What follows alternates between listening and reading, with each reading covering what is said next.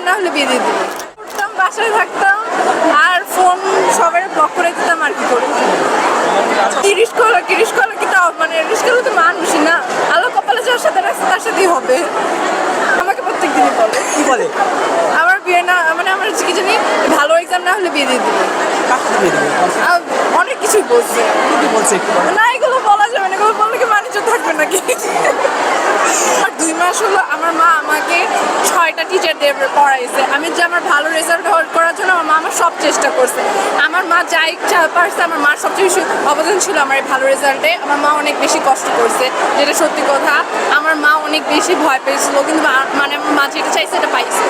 আমি এখন আমার মার জন্য আমার বাবা প্রাউড ফিল করে। আর আমি আমার পুরো ফ্যামিলি বড়, তো আমার দেখে সবাই শিখবে, এই জন্য আমার রেজাল্ট অনেক ভালো দরকার ছিল।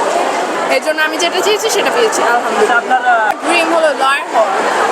Lawyer lawyer. আচ্ছা, অনেকে ভালো লাগে, যেমন আমার